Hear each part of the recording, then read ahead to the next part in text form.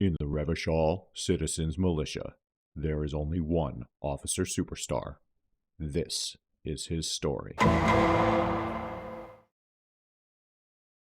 Well, we could go talk to Soona again, I guess. Let's do that. And there's a bunch of other stuff we can do now. Okay, Soona. Oh, we can't. Oh, no, don't run in here. Don't run. Don't run. There she is. Yes, what is it? What if you didn't have to leave? I talked to Andre. He wants to make it work. I don't want to make anything work. Hold on. You don't want to make anything work? Yes, anything. I don't want to make anything work. Okay, I don't know what to do with that. It's not the anodic dance music that's made her bitter. It's the failure of Fortress Accident. Ah. Are you bitter because your radio game project failed? That's right. If we couldn't get our Welkins to happen, I don't want anything to happen. Ever again. Wow, that is a super negative attitude, Soona. There's not a trace of irony in her voice. She means it. Ha! We can convince her to cooperate with the Ravers. We have a 97% chance. Here we go. Easy. When her research is done, she can move out. Listen, about your research, you mentioned earlier that it's not going very well. Maybe I can help with something? What? No, I don't really need any help with the project. But if I could help you finish the project, then you wouldn't have to live in a church next to the Boom Boom anymore. Just think about it. She thinks about it. A glassy look in her eyes. A gust of wind brings more snow in from the broken gallery.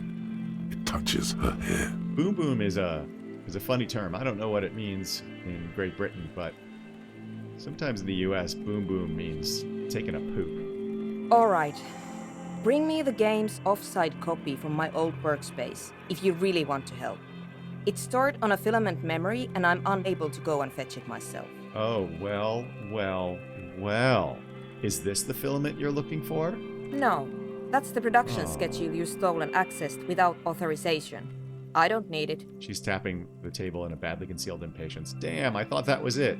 In his defense, it was simply lying in the desk drawer of an abandoned cubicle.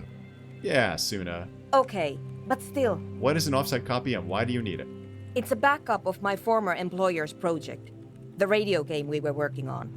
It's stored on a filament memory, just like the one inside this radio computer. She points to the glowing cube inside the machine.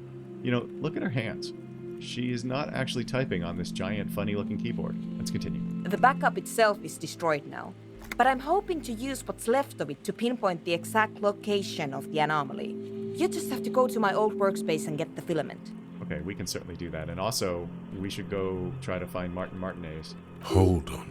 If it's called an off-site copy, then why is it still on-site? Good question, Rhetoric. Let's ask it. Oh god, not this again.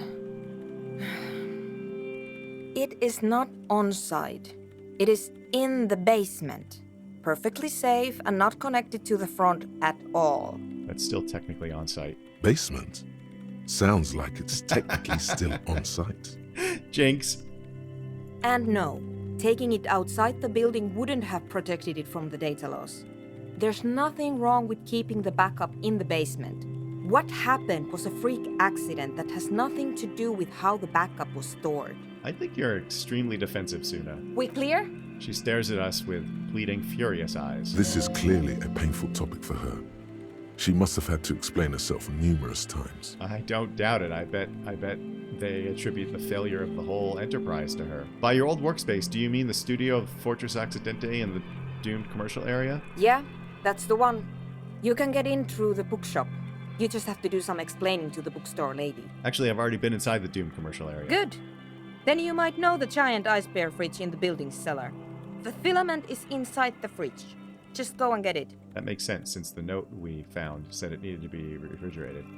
And where exactly is the offsite copy? In the giant ice bear fridge. I just told you. It has red glowing eyes. It's impossible to miss. You just need to get the offsite copy from the ice bear. Okay. But you've been to the fridge and it wasn't there. There was a note saying, I found a note from the Ice Bear fridge. It said the offsite copy had been moved to a safer place. Wait. A note from whom? Did it specify where they took the filament memory? It said the offsite copy had been taken to a nearby ice cream maker. The note was signed by someone named Sulislaw. Jawiza. Of course. Our project lead, Suliswov Jawiza. God, he was always so hell-bent on keeping the copy somewhere safe. And feature creep, and the Valley of the Heads. Like it would have made a difference. The offsite copy was perfectly safe when the data loss happened. That data loss was anomalous. He thinks you doth protest too much. And the heads... I won't even get into the heads. Millions of them. Go find that copy from that ice cream maker, will you? Thanks. We know where the ice cream maker is, but last time we didn't have a chance of getting into it, so hopefully we can find some kind of improved crowbar or something. I don't know. Valley of 1,000 Heads. You like the sound of that. I do like the sound of that. Why would we tell her we put a dead body in the fridge? That's just asinine. I found the ice cream maker, but couldn't get it open. It's completely frozen. This is exactly what I was just saying. This is getting ridiculous. Can't you just defrost it? Or, I don't know. I don't know about the ice cream maker. Just figure something out. Wow, you are impatient. There's a solution, but she doesn't want to hand it over to you yet. It's a thing. Something she holds dear. Why can't you go and get the filament yourself, Soona? The bookstore lady hates me. Says I'm part of the curse. Whatever that means. Why does she think you're part of the curse? Because she's from Martinaise, and people from Martinaise have never ever seen a radio computer. She thinks it emits elemental evil. What if it does emit elemental evil? It doesn't emit. It receives. You sound just like her. She started praying when she first saw my reign. Turned to higher powers. Lance is such a doofus. The lieutenant coughs like he's amused. I bet he is. I'm amused. Once I came in one morning, only to find that my terminal was full of those strange trinkets and amulets. Wards. It looked like some Semenine magic. Yeah, that makes sense. That's Placence's MO. All right, I'll go look for the offsite copy. Come on, Kim. Thanks. She thinks for a moment, then reaches behind the radio computer and hands you what looks like an oversized pry bar. All right, nice. We got the new pry bar. And here's my Kvalsund multi-tool. You might need it to hack loose some ice. It opens everything. If you get me the offsite copy, then you can keep the Kvalsund. Nice, a multi-tool. It's like a sonic screwdriver, maybe. It hurts a bit for her to say this. She's not too happy to be parting with the Kvalsund. Right, I'll let you work in peace now. Okay, well, we're done in here for now. There's a bunch of stuff that... Oh, no running. Wait, no running. There's a bunch of stuff, obviously, that we can do related to what we just learned from Soona. But given that it is... Whoops. Hey, guys, come on now. Given that it is 2,200 and almost 2,300 hours, I want to get over to Martin Martinaise in case there's a situation where it gets too late. So we're going to start with him first, because I don't want to wait a whole nother day to go pursue that. So we just fast traveled over to the Martinaise harbor area, and we're going to go run over to the apartment building, Capeside Apartments. Oh, I suppose we could try to defeat our arch enemy, this door over here, and we have 4 points of morale. Let's check it out real quick. Wait, before we even look at the door, we know we're going to need the chain cutters.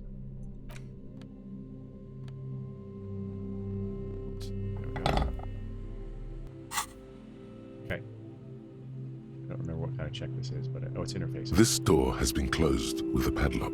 Oh. A chalk-drawn number on the board says number 11. Okay, well, so I haven't dropped anything into interfacing, so we're not going to worry about it for now. Let's go find Martin and perhaps find out what his real name is.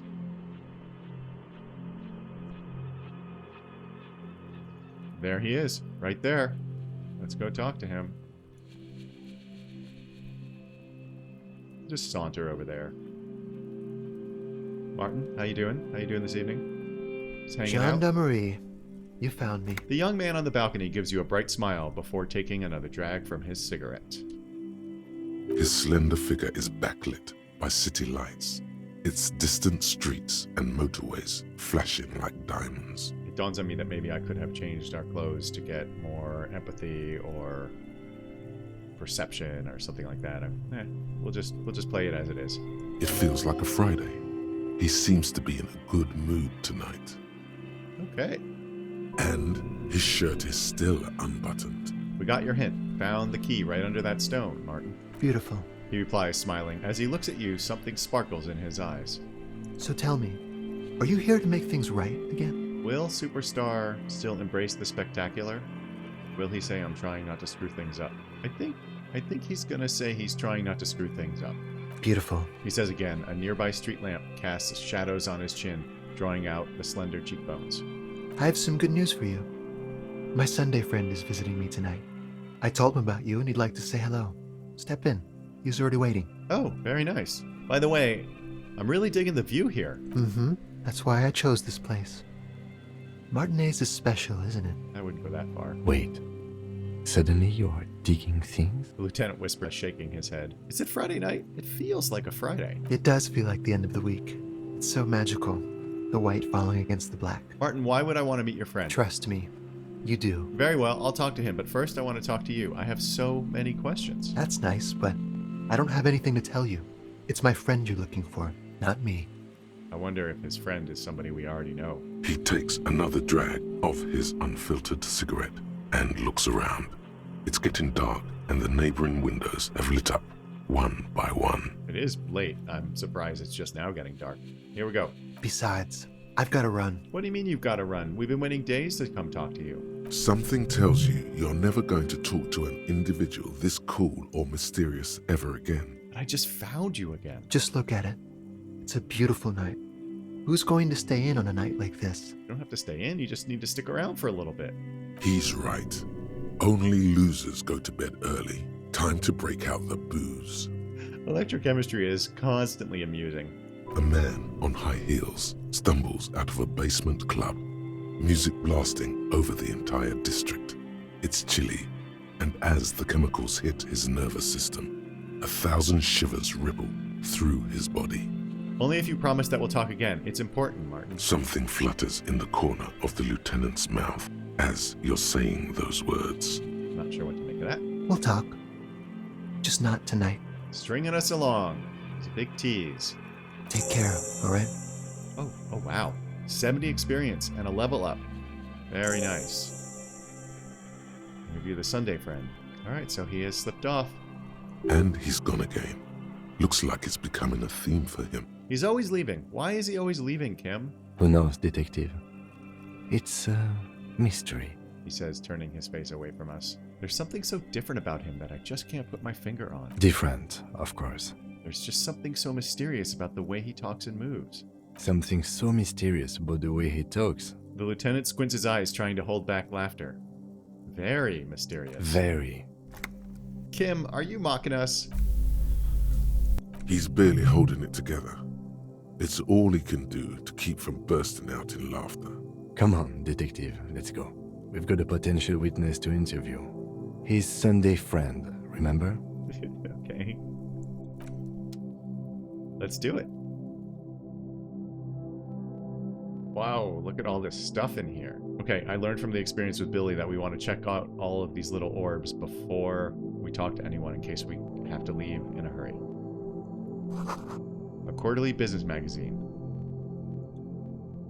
He says someone is always watching. An empty ashtray.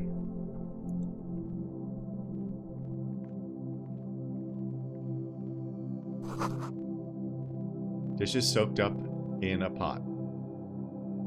Soaked up? It's kind of weird. Flyers for underground parties.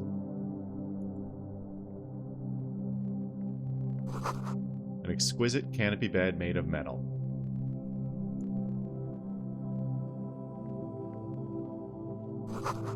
Buckets of paint on a layer of old newspapers. Is he even painting his place? An old photo of the same apartment dated year 01. Oh, look at this. Party Dragon Silk Road, +1 drama and +1 electrochemistry. Wow. Oh boy. Okay, that's interesting. Alright, let's look under this bed. Oh. Sumerian conical hat. +1 logic, -1 suggestion. I don't think conclusions should be rushed at this point. Let's talk to the Sunday friend. Officers of the Revachol Citizens Militia. The man in business casual removes his cufflinks. His hands are clean and well manicured. This is a man who knows the importance of appearances. My name is Charles Vildrouin, and I am an official with the coalition government. I work for the Institute of Price Stabilité on assignment from Sur-la-Clé. And he's patronizing what I can only assume is a gigolo in Martin Martinaise. I heard you talking to my friend outside. Very good. Super. I am here to assist you in any way possible. Ask me about the hanging. This guy seems surprisingly forthcoming. No, first ask an innocuous personal question to get the interview off on the right foot. Well, that's a good suggestion. Yeah, let's fuck with him. Who does he think he is? Assisting you? What the hell, Half-Light? Let's show him the silk robe and say, before we get to that, tell me where you got this beautiful silk robe from. Oh, we got it from an atelier in the East Delta Commerce Center. Personally, I think it's a little culturally insensitive, but the material is great. Sadly, the shop is now out of business. That is unfortunate. That's really all I can tell you about it. He forms a little rooftop with his fingers. Cold air swoops in from the balcony. What was that? You were supposed to fuck with him, not compliment the decor. Oh no, Half-Light is coming down on us. The lieutenant takes out his notebook and nods to you to proceed. What's an official like you doing in Martinaise? The coalition is only looking out for the price stability. Inflation is a killer, like a heart disease blocking the normal circulation of the economy. It must be controlled. So, price stabilization? The economy impacts the entire international community, which is why it requires international oversight. What is the price stability? It is the most important thing. That doesn't tell me anything. It's the central goal of any sound monetary policy. Maintaining the price stability is essential to maintaining high levels of economic activity, which is essential for maintaining high levels of employment, That makes sense. which is essential for maintaining the social stability. At least from what we've seen, I don't really get the feeling that society is particularly stable. Basically, it makes sure the price of bread doesn't change. Yeah, bread and milk, I would assume. Précisément.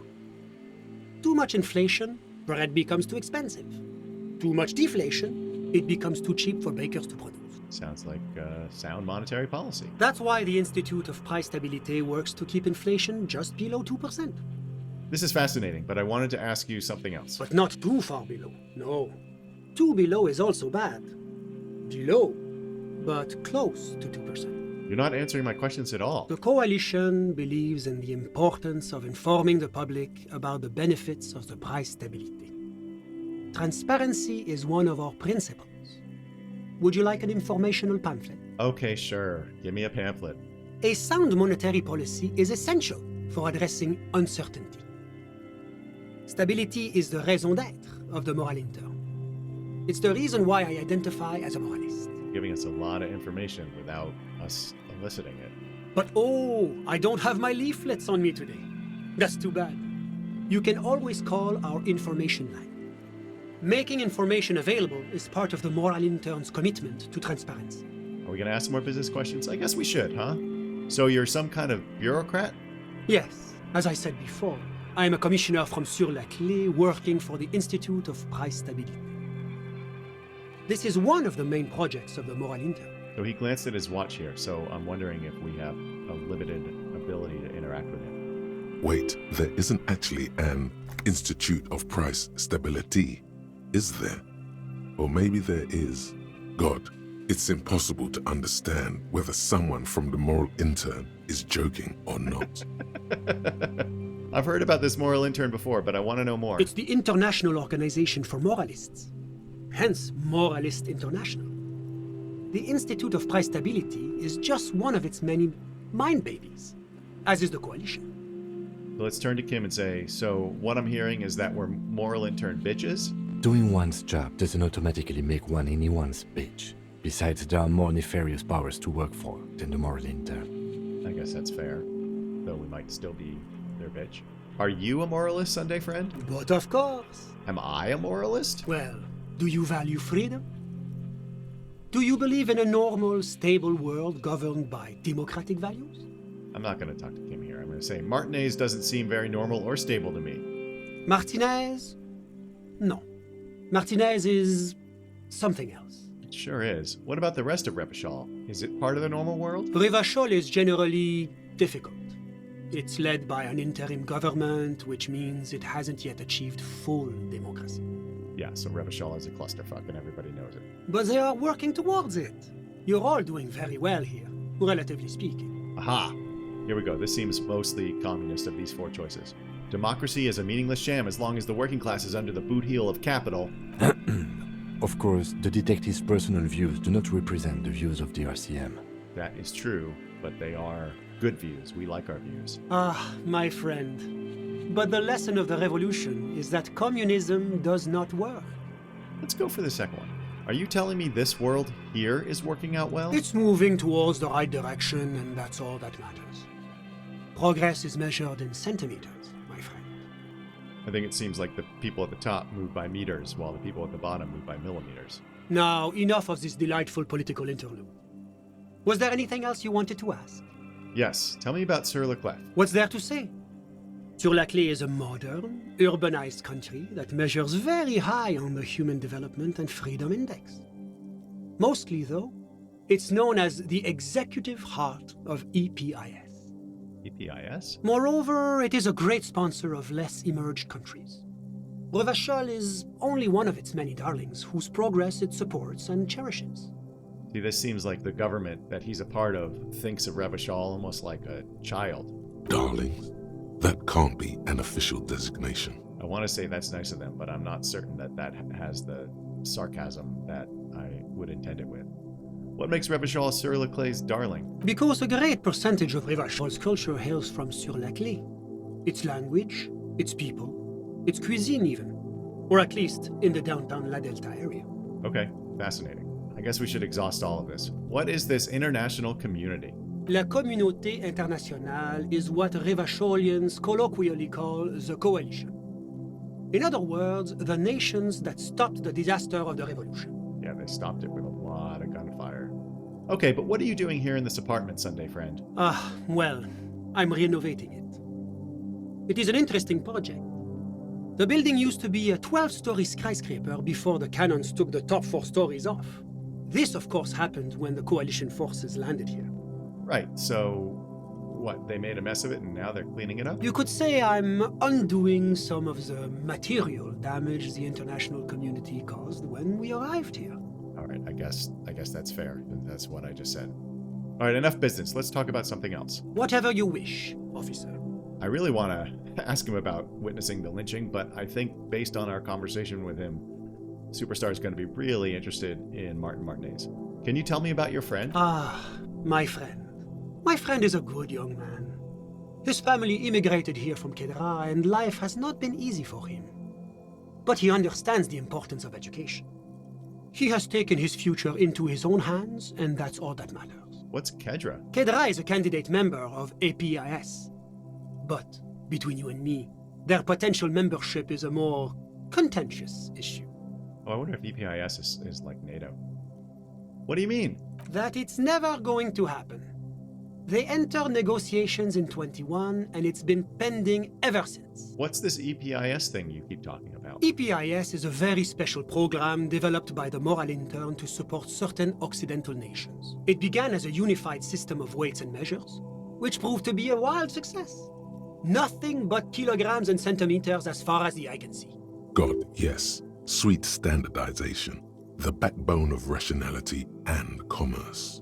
Millimeters, centimeters, good to measure things of smaller Ants are lengths. small, but they're big at a picnic. It was such a wild success that we expanded it into an economic union for the processing of steel. Another success. And between you and me, the Moral Intern feels emboldened by this success. Emboldened to take EPIS to the next level. All right, we're going to find out what's on the next level, but first let's ask what it stands for. Why, it stands for progress and stability, like the Moral Intern as a whole. Right, but what do the letters stand for? It's been such a wild, extraordinary success thus far. We are very excited to take it to the next level. You don't even hear the words I'm saying, do you? A supranational political alliance. The United States of Occident. Is it going to be like this place here? You mean Revachol?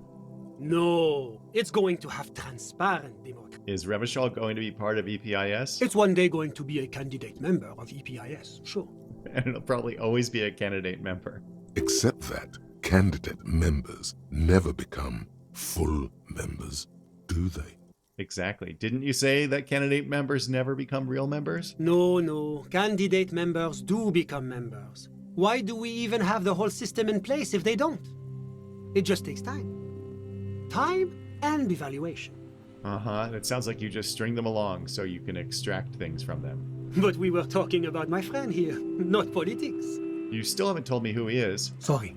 Who? The man throws a quick glance at his watch. Your friend, the smoker on the balcony. We were just talking about him. But I told you, officer.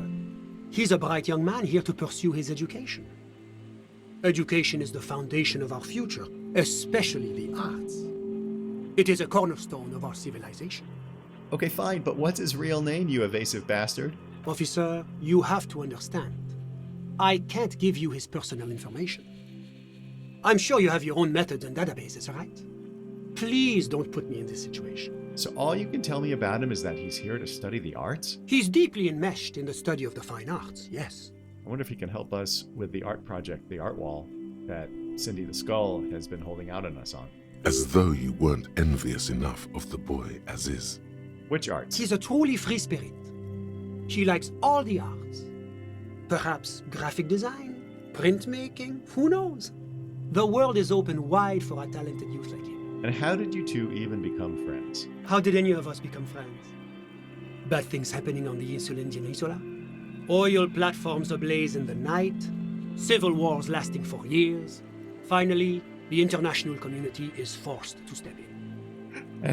Okay, what are you talking about? No one becomes friends that way. Au contraire.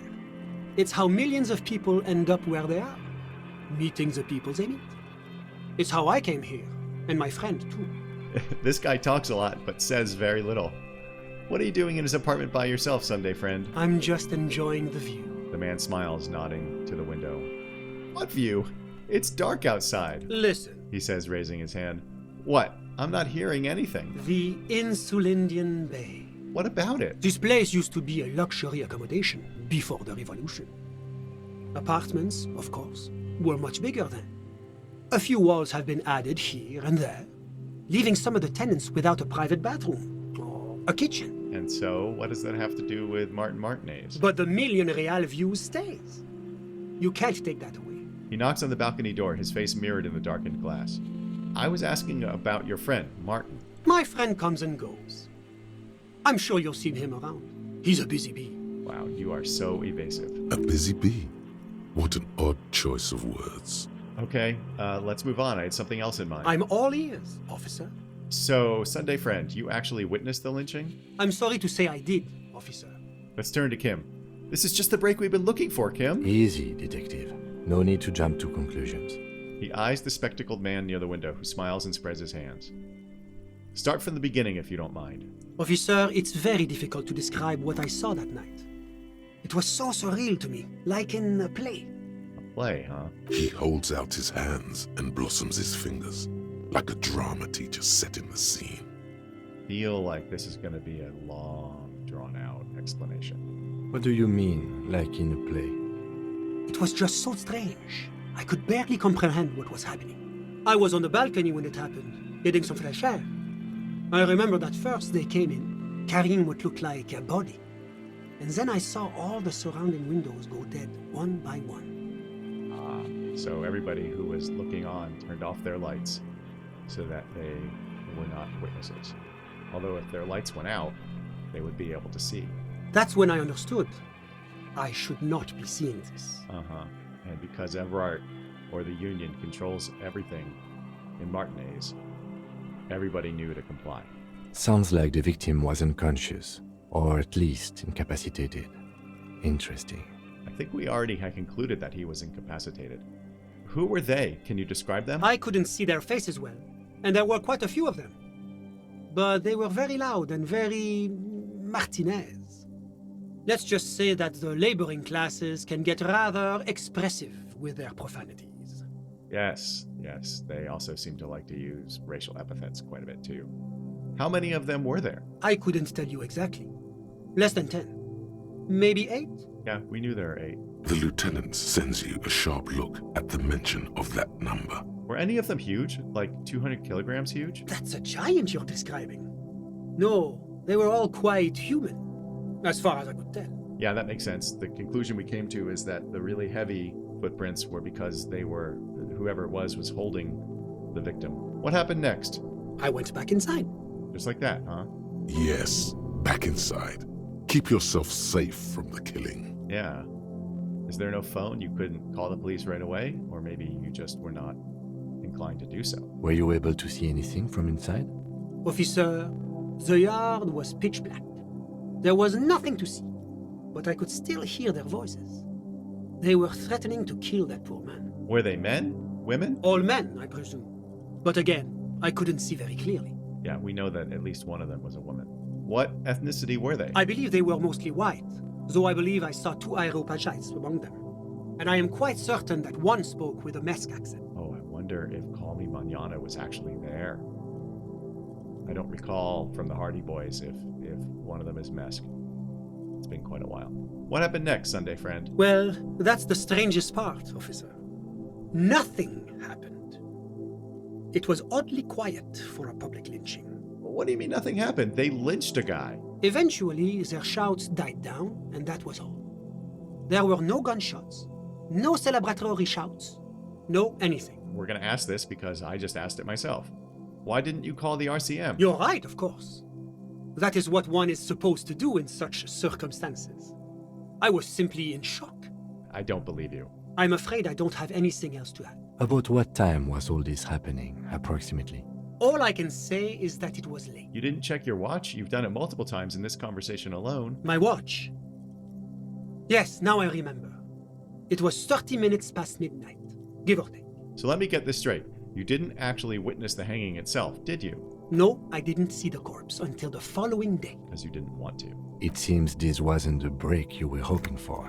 Oh, Kim. I could still be excited. I think we have everything we need. Thank you for talking to us, Mr. Villedroit. Of course, anything I can do to assist the RCM. That was disappointing. I guess we didn't actually get a break and Kim was right. Thanks. I've got all I need. A moment, officer. Oh, really? Do you have everything you need from me? I'm afraid we won't have the chance to speak again once you leave. Hold on. Why can't we talk later? It's against diplomatic best practices for an official in my position to be discussing murders with local militiamen. And I'm pressed for time. After you leave, I should be leaving as well. That's a gigantic hint from the game. That's not the real reason he's so apprehensive. Men in his position shouldn't be seen loitering around in underprivileged young men's apartments in the middle of the night. Yes, that does make sense. Thanks. I've got all I need. Of course. I'm sorry I couldn't be the break you were looking for. Good luck with the investigation. We're going to end it here today. Thank you for spending your time with Officer Superstar.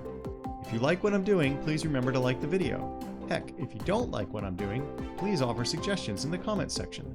And as always, remember to spay or neuter your pets, but not both.